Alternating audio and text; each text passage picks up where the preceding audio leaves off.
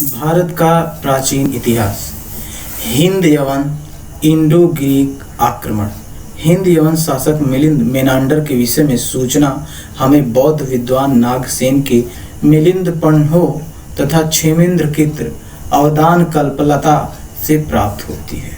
उत्तर पश्चिम में स्वर्ण सिक्कों का प्रचलन सर्वप्रथम यवन शासकों ने ही करवाया था। यवनों के चांदी के सिक्के द्रम कहलाते थे। मेनांडर की राजधानी साकल सियालकोट थी। मेनांडर के डेमीद्रियस का छोटा भाई था। एंटियालकीड्स तक्षशिला का शासक था, जिसने शुंग नरेश भागभद्र के विदिशा स्थित दरबार में हेलियोडोटस नामक अपना एक दूत भेजा था। हेलियोडोटस ने भागवत धर्म ग्रहण कर लिया तथा विष्णु मंदिर के सामने विदिशा में विश्वध्वज की स्थापना की। सांचे में ढली मुद्राओं के निर्माण की विधि भारतीयों ने यूनानियों से ग्रहण की। सामान्यतः यह माना जाता है कि भारत पर यवनों का प्रथम आक्रमण पुष्यमित्र शुंग के समय में हुआ था। आक्रमण का नेता उमेड्रियस ही था। स्ट्रेटो लिखता है कि उसने सिकंदर से भी अधिक प्रदेश जीते थे। हाई केनिस व्यास नदी को कहते थे। मेनांडर के सिक्कों पर धर्म चक्र के चिन्ह अंकित मिलते हैं।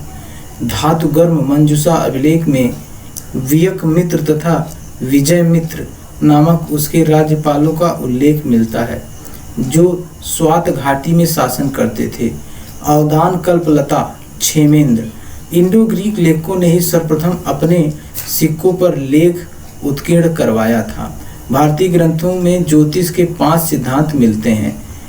पेंतामह, वशिष्ठ, सूर्य, पोलिस, रोमक, वराह मिहिर ज्योतिष शास्त्र से संबंधित थे। शक तथा पहलव। सीएन हान सू पान कु कान ए हाउ हान सू चीनी ग्रंथ तथा लेखक शकों को सई अथवा सई वांग कहते हैं। अंधाव कच्छ की खाड़ी तथा जूनागढ़ अभिलेख रुद्रदामन से संबंधित है। विशाखा दत्त, देवी चंद्रगुप्तम, काव्यमीमांसा, राजशेखर भारत में शक ईरान से होकर आए थे। तक्षशिला के शक शासक।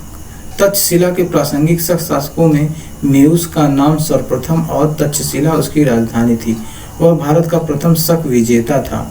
मथुरा के पहले शक क्षत्रिय का शासक राजुल था। क्षहरात वंश। इस वंश ने संपूर्ण महाराष्ट्र, लाट तथा सौराष्ट्र प्रदेश पर शासन किया। क्षहरात वंश का पहला शासक भूमक था। नहपान इस वंश का सबसे प्रमुख शासक था। सिक्कों पर वह राजन की उपाधि धारण किए हुए हैं। उसके समय में सोने तथा चांदी के सिक्के की विनिमय दर 1:35 थी। उसका राज्य उत्तर में अजमेर से लेकर दक्षिण में उत्तरी महाराष्ट्र तक विस्तृत था। पेरिपल्स के अनुसार उसकी राजधानी महाराष्ट्र में स्थित थी। नहपान ने लगभग 119 से 125 ईस्वी तक राज्य किया था। वह सातवाहन नरेश गौतमी पुत्र सातकर्णी द्वारा पराजित हुआ तथा मार डाला गया। महाक्षत्रप रुद्रदामन। जूनागढ़ के शक संवत 72 या 150 ईस्वी का उसका अभिलेख प्राप्त हुआ है। यह प्रशस्ति के रूप में है। इससे उसकी विजयों, व्यक्तित्व एवं कृतित्व का विवरण प्राप्त होता है। रुद्रदामन की विजय। आकर अवंती, इससे तात्पर्य पूर्वी तथा पश्चिमी मालवा से है। आकर की राजधानी विदिशा तथा अवंती की राजधानी उज्जैनी में थी। अनूप मध्य प्रदेश। नर्मदा तट पर स्थित महिष्मती में यह प्रदेश स्थित था। अपरांत का तात्पर्य उत्तरी कोंकण से है। अनार तथा सौराष्ट्र का तात्पर्य उत्तरी तथा दक्षिणी कठियावाड़ से है। कुकुर अनार का पड़ोसी राज्य था। स्तब्र गुजरात की साबरमती नदी के तट पर यह प्रदेश स्थित था।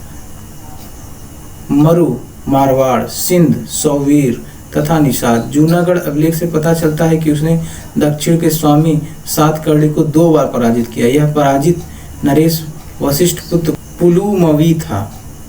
रुद्रदामन ने अपने राज्यपाल सुविशाख के निर्देशन में सुदर्शन झील की मरम्मत करवाई थी। मध्य सचिव उसके व्यक्तिगत सलाहकार थे। कर्म सचिव कार्यकारी मंत्री तथा कार्यपालिका के अधिकारी होते थे। रुद्रदामन वैदिक धर्मानुयायी था। रुद्रदामन का शासनकाल 130 ईस्वी से 150 ईस्वी तक सामान्य तौर से स्वीकार किया गया है। पश्चिमी भारत का अंतिम शक नरेश रुद्रसेन तृतीय था।